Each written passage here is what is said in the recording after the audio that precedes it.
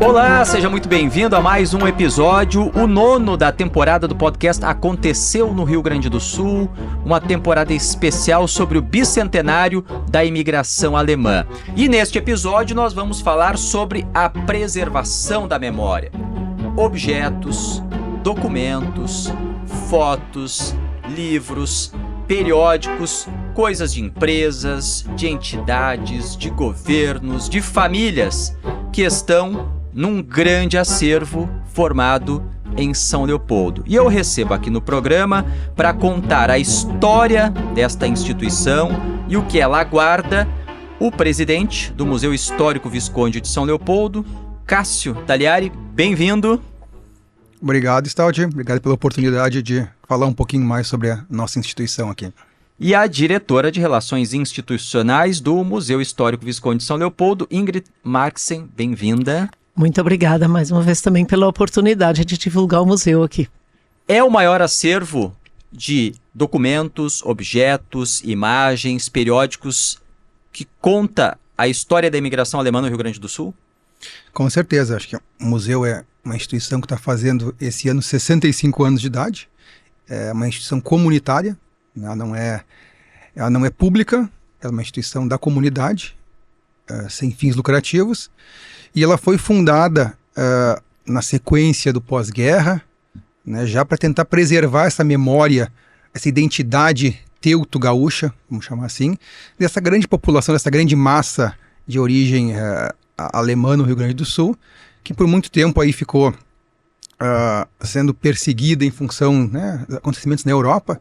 Então o museu surge nesse contexto todo de tentar valorizar essa memória, essa identidade, dizendo, olha, isso aqui é a nossa história, né? A gente não tem nada a ver com esses acontecimentos na Europa, a gente somos gaúchos, somos brasileiros, somos teuto-gaúchos de origem alemã, e essa história tem que ser preservada. Então esse é o contexto que o museu vai ser fundado lá em 1959, e obviamente essa ideia se espalha bastante pelo estado e começa a receber muito acervo. Então, por ser um dos primeiros museus dessa temática em si, né, torna-se o principal, e por isso que o acervo é o maior que se tem, pelo menos notícia no estado e no Brasil também, sobre documentação e objetos desse tema. Ingrid, nós estamos falando da criação do museu em 1959. Sim. Mas a imigração começou em 1824. Nesse tempo, 1824, 1959, conseguiu se preservar muita coisa? Sim, eu quero crer que muita coisa nós temos no museu, muita coisa que a gente nem imagina que tenha lá, né? Então a gente é muito importante por isso. E eu queria acrescentar também que o aniversário do nosso museu é no dia 20 de setembro, o nosso maior feriado. Então o aniversário do museu sempre é feriado. Já é um bom dia para fazer festa, né? Nós temos realmente muita coisa bem mais antiga do que 1824, que os imigrantes trouxeram quando eles chegaram, e depois muita gente deixou algumas coisas, tanto é que a nossa peça mais antiga do museu e mais valiosa é uma Bíblia de 1765. Uma Bíblia de 1765. É. Escrita em? Sim, em alemão gótico, ainda em alemão gótico, toda restaurada, tá, em perfeito estado, com uma capa de couro ainda. E que foi literalmente o milagre dessa enchente, né? Porque uma funcionária nossa, na sexta-feira, dia 3, já chovendo, mas ainda não tinha água na avenida, na hora de ir embora, chegou na porta, parou, pensou, voltou e pegou a Bíblia que estava no térreo, né, e levou lá para cima. Só a Bíblia. E levou lá para cima. E a partir da outra semana, então, estaria tudo dentro d'água. Teríamos perdido a Bíblia, tanto é que semana passada eu estava lá, ajudando a limpar, e achei uma placa que não sabia nem o que era um quadrado cheio de barro, era a placa indicativa, Bíblia de 1765. Teria destruído a Bíblia, literalmente. Essa enchente de 2024, começou no início de maio, ela é mais um dos episódios dos 200 anos da imigração alemã. A mesma água, o mesmo rio que levou os primeiros colonos, os primeiros imigrantes até São Leopoldo, Rio dos Sinos, invadiu a cidade e invadiu o térreo do museu, que, para quem não conhece, o museu histórico Visconde de São Leopoldo, ele fica às margens do Rio dos Sinos, praticamente ao lado do dique. Exato. Sim. E todo o térreo foi inundado. Até uma altura de 1,20 m lá dentro. Então, toda a parte de baixo dos armários, todos armários de MDF, foram todos Na fora. rua foram 4,5 metros, como o museu é mais alto que a rua. Ali na frente foi 4 metros de altura de água. Uhum. E a história da Bíblia tem, né, nessa enchente esse episódio. A funcionária estava saindo na sexta-feira, dia 3 de maio, não tinha ainda enchente no centro de São Leopoldo, e por algum motivo ela voltou e levou a Bíblia para o segundo andar, onde vocês têm toda a parte de acervo técnico. Documental. A reserva técnica, documental, está toda no segundo andar e ficou protegida. Ficou protegido. Sim, toda a biblioteca, praticamente os papéis estão todos lá em cima. Então isso facilitou bastante, né? No caso, depois eu quero perguntar sobre o acervo, se vocês perderam alguma coisa ou não na enchente, mas ainda sobre a Bíblia de 1765, o que vocês sabem sobre ela, como ela chegou ao Rio Grande do Sul? Tem algum detalhe sobre qual imigrante que trouxe? Tem alguma informação sobre o histórico dessa Bíblia? Da Bíblia, não sei falar de cor, mas temos o histórico dela da família que veio. Né? É um item que veio de família, foi passando de geração para geração. Até ter sido aí passada para o museu, cerca de 20 anos, mais ou menos, foi passada para o museu e foi restaurada. Mas é um item, essa Bíblia é um item especial. Na verdade, nós temos muitas Bíblias, né?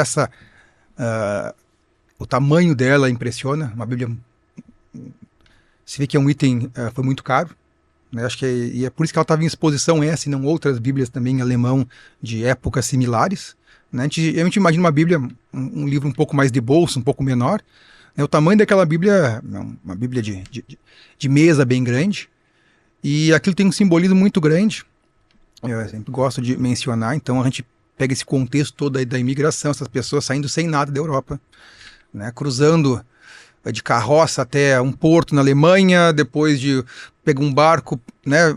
Trocando de barco várias vezes, carregando aquelas malas de madeira, né, para cruzar o oceano, né, com poucos pertences, e o que tu traz na mala é a Bíblia daquele tamanho. Então é o simbolismo, eu acho muito grande, né, não só o custo daquele objeto, mas e por que tu traz uma coisa, né, podemos trazer poucas coisas numa viagem, quem viaja sabe como é a questão com mala, né, e tu traz aquilo, né, qual o simbolismo que isso tem. Então isso diz muito sobre os valores desses imigrantes que cruzaram o oceano para colonizar o Rio Grande do Sul, né, que a fé é um elemento fundamental, né, e a gente vai ver isso nesse desenvolvimento do Rio Grande do Sul, né, o quanto a fé vai representar um papel preponderante nessa sociedade, nesses valores. Então ela tem muito esse simbolismo. Quando eu olho aquele tamanho, né, isso não é um panfleto qualquer que tu põe no bolso, não, tem que ter, alguém pagou muito caro para fazer aquilo, né, a família tratou aquilo como um bem, como uma propriedade, e trouxeram aquilo, tiveram um esforço muito grande para trazer a palavra, né, a palavra de Deus para o novo mundo. Enfim, isso precisava praticamente uma mala só para a Bíblia. Com certeza. Pelo tamanho da Bíblia. Pelo tamanho, né? Fora o custo, né? Populações aí de baixos recursos que vieram para cá, né? Não foram ricos que vieram para cá, né? Foram pessoas aí, né, de baixo poder aquisitivo que vieram tentar a vida num novo mundo, né? E trouxeram aquilo. Então acho que ela carrega esse simbolismo todo, por isso que ela é especial nesse sentido, essa Bíblia em si, né? A Bíblia foi salva. E no térreo, na parte de exposição, perderam materiais? Tem coisas que são irreversíveis ou não? Irreversível, eu acho que no nosso caso é praticamente o piano. Tem um piano que ficou destruído. Nós tínhamos um piano que estava na primeira sala, no fundo, onde eram as apresentações, então dava para ter todas as cadeiras lá para assistir as apresentações. E esse piano literalmente levantou com a água, deitou, como eu sempre digo brincando, ninguém nada de pé, a gente nada deitado, e foi terminar na outra sala lá no fundo, e a água baixou, ele caiu e destruiu total, não tem mais conserto. Mesmo os especialistas já confirmam que esse piano não tem mais conserto. De resto, eu acho que praticamente tudo tem como restaurar, ou as peças mais metal, etc. Muita coisa a gente está limpando, é só limpar, é só a limpeza, não o restauro. E os outros instrumentos precisam de restauro, sim. Alguns instrumentos musicais, por exemplo? Os instrumentos musicais principalmente, né? Uma madeira de um de uma... o nosso contrabaixo, tá? Né? Vai se dissolver. Mas isso tem como consertar, a gente já tem... E papéis? Algum documento importante estava em exposição? Sim, tinham vários documentos importantes em exposição. Os que estavam assim mais... Aqui no Recife tínhamos montado a exposição há uns 2 anos atrás sobre o coronel João Daniel Hillebrand. Que era o diretor da colônia, importante para a formação de São Leopoldo, a organização. Tinham receitas médicas dele, que ele tinha emitido para a população pobre, né? Muito interessante ainda. Pequenas receitas médicas para ser de remédios para a população pobre, para serem pagos às custas do Tesouro Municipal, né? 3 receitas estavam em exposição. E essas eu até achei que tinha sido perdida, né? Quando não tinham sido encontradas. Depois se viu elas coladas por baixo do vidro com barro.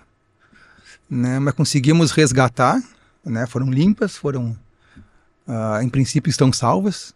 Então, assim, no quadro de voluntários do museu, nós temos bastante voluntário, pessoal que ajuda o museu, né, nós somos voluntários, eu e a dona Ingrid.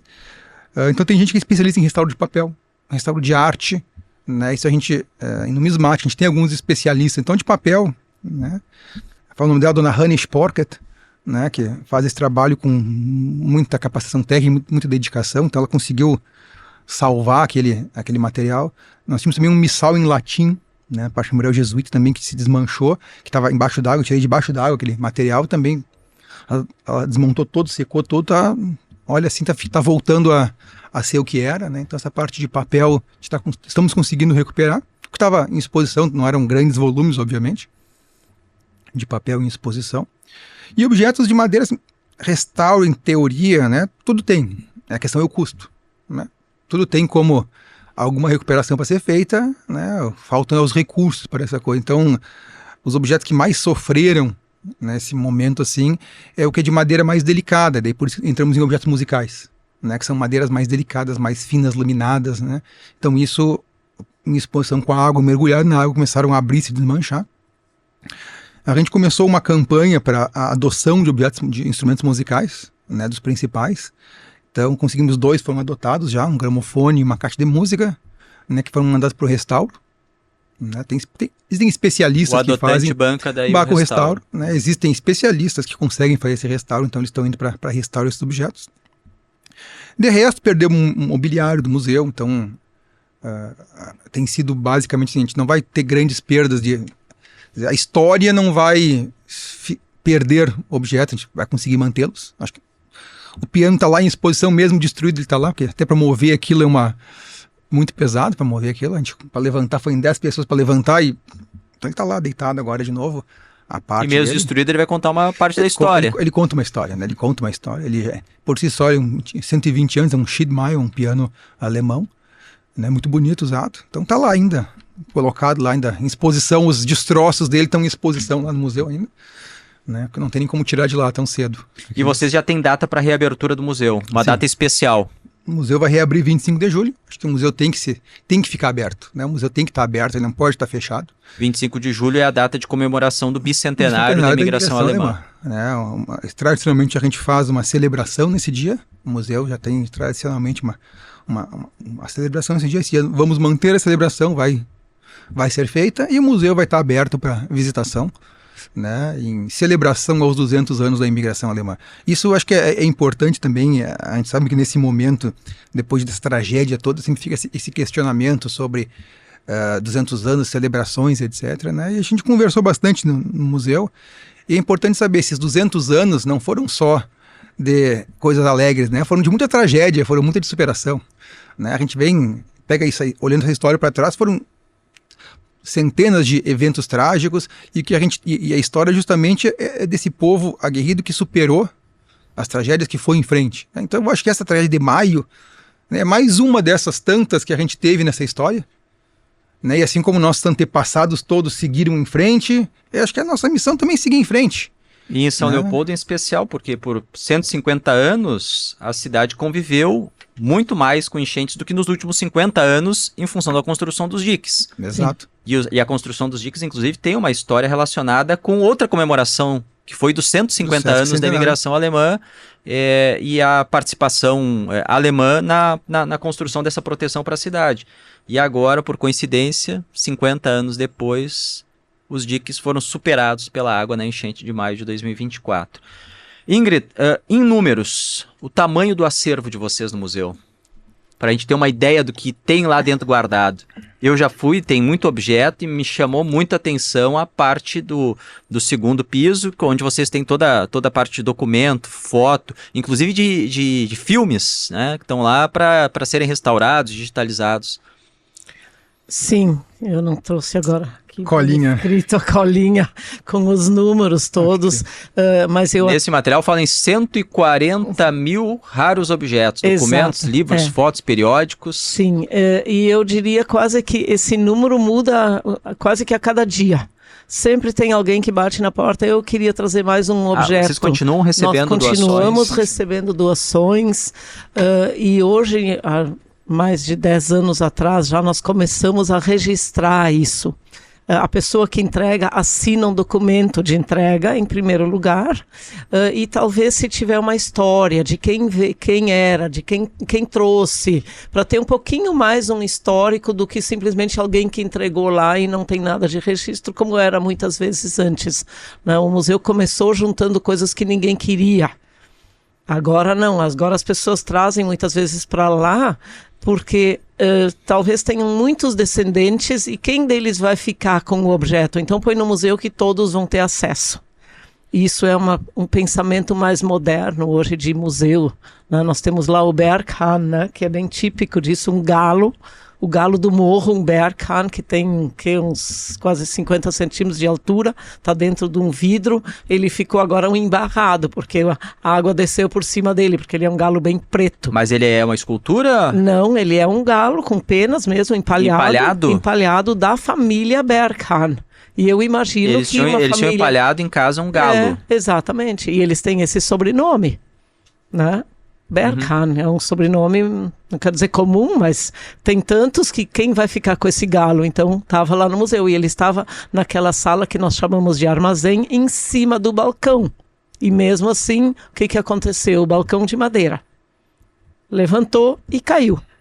E caiu junto, então, o galo que estava em cima.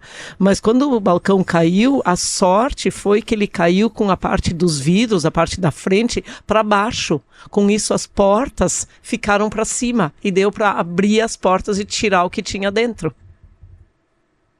Né? Em alguns momentos a gente tem que ver o lado bom. Né? Toda medalha tem, toda moeda tem dois lados e tem o lado bom. Então, eu consegui, por exemplo, tirar aqueles rolos todos que tinham os tecidos, fazendo de conta que era um armazém, tirar e levar para casa. E um dos ambientes do museu é a reprodução de um armazém de antigamente, uma venda. Exatamente, uma venda. Então isso a gente conseguiu levar junto. As alpargatas, que ainda eram de corda também, a gente limpou lá, porque aquilo tudo ficou muito embarrado, né? A corda que nós tínhamos também da cordoaria, oficialmente da cordoaria feita talvez na casa da feitoria, que era do linho cânhamo, é uma corda de linho cânhamo, ela estava completamente embarrada, nós não conseguimos abrir o nozinho dela para desenrolar ela. Quando ela secou, a gente conseguiu abrir, lavar e secar no sol, porque corda não é coisa que se seca na umidade, né? Dos objetos que tem lá, Ingrid, qual é o que assim te chama mais atenção, tirando a Bíblia? Né, essa Bíblia aí de 1765. Sim. O que tem assim um carinho maior para ti, por algum motivo especial? Para mim, pessoalmente, além da Bíblia, é a boneca. Uma boneca? É uma boneca de pano, que é igual à boneca que eu ganhei da minha avó com 5 anos de idade lá em Bremen. Por isso eu tenho uma igual em casa. Por isso aquela é uma que eu gosto muito. Essa que está lá no museu tem quantos anos mais ou menos? Deve ter mais ou menos a mesma época, só não há quanto tempo ela está no museu, ela não tem nem registro de quem veio, né? Ela seria o quê? Uma boneca de um quê? Uns 70 anos? 50? Quero crer que mais ou menos isso, sim. E também deve ser uma de lá. Eram aquelas famosas Käthe Kruse, a marca delas. Ela é o que? Uma boneca de pano. Toda de pano? Toda de pano, sim, com fios de cabelo arrumadinho, assim, tipo um coquezinho, com um traje bonitinho. E tava tudo, até debaixo do vestido, tudo com barro. Eu limpei ela essa semana. Mas não tem como tirar a roupa e lavar. Então tem que tirar literalmente com esponjinha e água com sabão e depois enxaguar com água. E aí depois botei ela no sol alguns dias para ela poder secar bem. E para ti, Cássio? Varia. Eu sou muito mais ligado na parte de documentação, né, que eu acho que você comentou que vai lá em cima impressiona. Tá? Os objetos a gente tenta montar os objetos de forma que seja mais expositivo, que seja mais contando a história. Né? Eu gosto bastante que está em exposição, é um documento, é um objeto, né, obviamente, que é o livro de registro do João Daniel Hillebrandt, né, onde registra os 5 primeiros anos da chegada dos imigrantes. Então, aquele livro também foi salvo da enchente. Ele ia fazendo a lista dos imigrantes, botava o nome do... Chegou, de onde veio, da família. Cada um, de onde veio, as informações que ele tinha, né? É uma coisa muito própria, muito específica, né? Tem objetos que a gente gosta, né, por ter interesses específicos, que seja uma máquina mais antiga, né? São coisas que despertam o interesse. Mas quando eu olho esse livro, o objeto em si, ele é muito próprio nossa história, né? Uma coisa assim muito particular, né? Isso é muito importante. É coisa que eu gosto muito, por isso que ele ficou em exposição por um tempo, esse livro, para a gente conseguir ter esses pontos particulares, né? E nosso acervo documental, enfim, tem muita coisa assim de história que está crua lá ainda, esperando para ser desvendada, desbravada, escrita, né? Então, comentando sobre objetos, né? Então, museu histórico, né? Obviamente, e essa história ela está andando, né? Nós estamos construindo essa história, então esse acervo também tem que ser incrementado, né? Não é só o século XIX, temos todo o século XX, estamos no século XXI já. Já tem coisas que não são tão antigas assim, como aparelhos assim de telefone, fax, TV, coisas que não são tão antigas, mas já viraram peças de museu. Né? Não é talvez tão antigo para nós, mas para crianças lá nunca viram. Né? Para elas a distância mesma de um objeto, daqueles ferros a carvão, é a mesma coisa. Né? E é importante e também entender essa evolução, né? Porque realmente objeto do século XIX, as famílias também não têm mais muita coisa para doar, né? Daí pontual, chega uma coisinha, outra, uma forma de alguém, né? Então essas coisas também foram com o tempo descartadas. A gente vai agora abrindo para outras coisas que também falam bastante dessa nossa história, né? Tem muita coisa, a gente olha para trás, tem muita coisa interessante. Na entrada do museu tem uma parte que também relembra dos primórdios daquela região antes da chegada dos colonizadores, a presença dos povos originais, povos indígenas, a presença dos descendentes ou dos africanos que estavam ali naquela fazenda estatal que era responsável pela produção de cordas e foi o local onde foram acomodados os imigrantes antes da distribuição para os lotes, que é a origem de São Leopoldo. E junto da entrada ali chama a atenção quem entra principalmente pelo tamanho, é uma estátua representando um colono. E essa estátua tem uma história também, porque originalmente ela não estava dentro do museu. Não, essa estátua vem do monumento ao imigrante. Esse monumento fica na Praça do Imigrante, que fica bem pertinho do museu. Na verdade, ela foi construída para o centenário. Não foi inaugurada no centenário, mas isso foi inaugurado no ano em 1925, mas é o que nós temos, inclusive, a miniatura da estátua, do monumento lá no museu, que mostra, então, o colono com a escrita em cima, 1824, Den Vätern zum Gedächtnis, em memória de nossos pais, de nossos antepassados, que é, então, esse colono.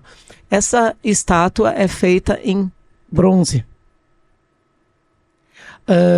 E nos outros 3 lados eram figuras menores e sempre eram roubadas, porque bronze a gente sabe, né? Então a prefeitura aprovou que fosse entregue para o museu para ficar lá exposta. A figura que hoje está lá é de cimento. Substituíram, daí tem mal de cimento para não ser levado. Pintaram ela de bronze para fazer de conta que é aquela, porque daí não vale nada. Mas a gente viu que já teve gente lá que deu uma descascadinha na tinta para descobrir que não é bronze, que é cimento, então não vale a pena tirar. Mas só essa está lá no museu. E eu acho muito importante porque é o colono. Todos nós somos, de certa forma, descendentes desses imigrantes. Até tempo, a historinha complementa, né? No monumento em si, ele foi construído em 1924, já para o centenário, e já foi uma iniciativa comunitária, né? Então as comunidades de origem alemã do Rio Grande do Sul se cotizaram, então isso não foi construído só por São Leopoldo, né? O pessoal de Porto Alegre, das comunidades contribuíram, a Prefeitura de Porto Alegre comprou uma cota, a Prefeitura de São Leopoldo comprou uma cota e construíram um monumento de pedra grés, né? com que deu o dinheiro. Em 1942, durante a guerra, quando o Brasil vai declarar guerra para a Alemanha, hordas de brasileiros, né, atacam o monumento, né, derrubam a estátua, quebram a cabeça e jogam no rio, como sinal de combate ao sentimento alemão.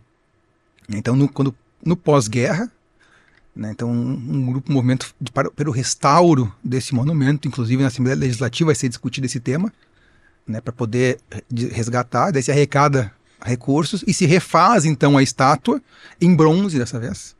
Acho que em 53 ela foi reinaugurada, essa estátua, representando esse pioneiro, esse colono, esse pioneiro, né? A figura do colono, mas é o construtor de casas, quem abre picadas, é o professor, é todas essas profissões que esse imigrante veio, que construiu um estado, né? Essa figura era para representar esse imigrante pioneiro, né? E daí sim, uns 20 anos atrás tentaram roubar ele. Até sendo na Zero Hora, assim, né? Na capa da Zero Hora, assim, ele ficava torto, tentaram arrancar ele, não conseguiram. Já tinham roubado 2 figuras, daí se retirou, então, daí ficou lá no museu esse segundo colono, né? Porque o primeiro foi quebrado em 1942. Um outro local importante e normalmente a imagem desta casa está vinculada diretamente à história da imigração alemã. Os livros sempre trazem essa imagem, que é da Casa do Imigrante, que fica lá no bairro Feitoria. Essa casa, ela pertence ao museu? Qual a relação dela com o museu e qual a situação dela hoje? Pergunta bem complexa para um programa mais curto, né? Essa casa foi incorporada ao acervo do museu na década de 1980. A prefeitura fez uma doação. Era a casa da antiga fazenda. Isso. Que virou depois o abrigo inicial para as famílias antes de irem para os lotes. Ela era a sede da fazenda. A sede, que era a única construção de pedra que existia na região. Né, os inventários citam assim. Então ali nessa casa, por exemplo, né, ficou sendo a administração da colônia, né, não necessariamente que os alemães tenham morado na casa, né, então a feitoria era a região, né, eles se abrigaram na feitoria, né, em casas de barro, enfim, em volta ele era a administração, né, mas naquele prédio, por exemplo, foi realizar, serviu de escola, né, foi aquele prédio que foi sendo utilizado para todo esse empreendimento colonial. Inclusive o Instituto do Rio Branco, que é a escola mais antiga em funcionamento do Rio Grande do Sul, em São Leopoldo, começou nessa casa. Como, obviamente, quando São Leopoldo se muda, né, da feitoria para onde é hoje, né, principalmente daí obviamente começa a cair em desuso, né, fica uma área rural. Até 1924, durante o centenário, né, tinham 5 metas para a comemoração do centenário da imigração alemã, né? A comissão, né, construção de um monumento, que é o Monumento da Praça. A outra, a construção de um hospital, que é o Hospital Centenário em São Leopoldo. A construção de um monumento para o Hillebrandt, né, que está no cemitério municipal. Uma exposição industrial que foi realizada em Novo Hamburgo. E o 5º item era a compra da casa do imigrante, né, para ali instalar uma escola e um museu colonial, né, para que o Estado tivesse o menor índice de analfabetismo. Isso consta nas atas dos comitês do centenário. Né? Então, já em 1924, já se tinha interesse, já se sabia da importância daquele local. Em 24 foi colocada uma placa no local lá, nós estamos no museu, essa placa em alemão, colocando que ali foi a pedra fundamental da igreja evangélica alemã no Rio Grande do Sul. Lá naquela casa foi realizado o primeiro culto não católico do sul do Brasil, culto de 25 de dezembro de 1824. Né? Até então tinha um Estado católico, né? Então vão chegar os primeiros imigrantes luteranos, né? Então vai acontecer lá naquela casa.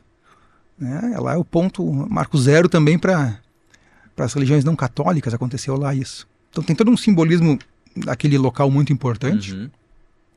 E a casa foi alvo de disputas, enfim, já nos anos 30, anos 40, quando a prefeitura encampa a casa. Não precisa entrar nesse mesmo movimento de nacionalização, tem algumas questões ali que a casa é retirada, enfim, é tomada de quem eram os proprietários, que eram ligados à igreja evangélica e igreja católica. E já nos anos 60, então, o mesmo movimento que criou o museu, né, mudou o contexto, começou a cobrar a prefeitura então que a casa retornasse ao seu uso original, né, aos seus proprietários, etc. E tal. Então, nos anos 80, a prefeitura, então, construiu uma outra escola e retirou a escola dali e repassou a casa para o museu, né? E nos conveniaram para repassar um valor mensal, mas também outra história aí, né? Então, desde os anos 80, a casa é com propriedade do Museu Histórico Visconde de São Leopoldo. E hoje, como ela está? Hoje a casa está num imbróglio ainda, né, em função de tentativa de espera de restauro, né, como é um bem tombado. Está fechada. A casa está fechada, né, ela tombou em 2019, um pedaço da casa, enquanto aguardava a verba para restauro. Como é um prédio tombado, tudo tranca, nada pode, né, então está se aguardando ainda verbas. Está em tramitação para conseguir recurso para restauro. Restauro, exatamente. E a ideia é, concluído isso aí, fazer um espaço para visitação, eventos... Isso. Ela ficou aberto até 2017 ela esteve aberta enquanto espaço de visitação. Ela foi fechada quando começou o telhado a dar problema. Mas a ideia é, sim que possível, reabrir, né? Acho que é um dos acervos importantes da imigração. Agora temos que conseguir a conjuntura permitir, né? O Brasil não é um país que tem por cultura a população civil apoiar tanto, investir tanto, né?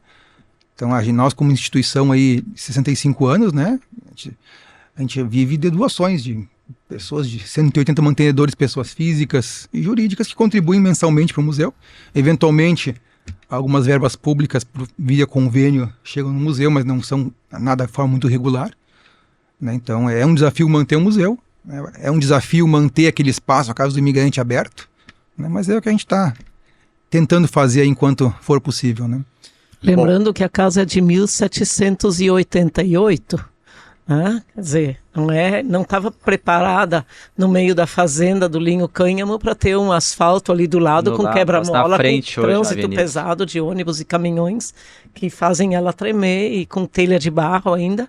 Então ali não tem nenhuma casa com telha de barro ao redor, então é quase impossível manter se não trancar o trânsito ali. Vai sempre ter que restaurar de novo. Ingrid, Cássio, canais de vocês do museu nas redes sociais e ali nesses canais a forma de ajudar. O museu fica na Rua Dom João Becker 491, no centro de São Leopoldo, é fácil, perto da rodoviária, né, uma área bem localizada em São Leopoldo. Vai reabrir dia 25 de julho nas comemorações do bicentenário da imigração alemã. Então, por favor, deixem as redes onde as pessoas podem acompanhar as atividades de vocês e também as formas de colaborar, de ajudar. A gente tem página no Facebook e no Instagram. No Facebook é Museu Histórico Visconde de São Leopoldo. No Instagram, Museu _MHVSL. Mas procurando por Museu Histórico Visconde de São Leopoldo, aí consegue achar nossas páginas. Temos nosso site na internet, que é www.museuhistoricosl.com.br. E pelas redes sociais, pelo site, consegue contato com a secretaria ou por WhatsApp aí para pegar mais informações e usar algum serviço ou ajudar da forma que puder. Muito obrigado, voltem sempre. Obrigada pela oportunidade, muito, muito obrigada. Nós que agradecemos a oportunidade. Cássio Tagliari, presidente, Ingrid Marxen, diretora de Relações Institucionais do Museu Histórico Visconde de São Leopoldo. Toda segunda-feira, nas plataformas digitais, YouTube, Spotify, todas as plataformas, você pode acompanhar um novo episódio. O podcast aconteceu no Rio Grande do Sul. Aos domingos, 11h30 da noite, também na Rádio Gaúcha. A produção da Rafaela Knevitz, na nossa equipe técnica, Wesley Borges e Arthur Furlaneto. Até a próxima semana. Se gostou, compartilhe esse episódio, comente com seus amigos. Até a próxima, tchau!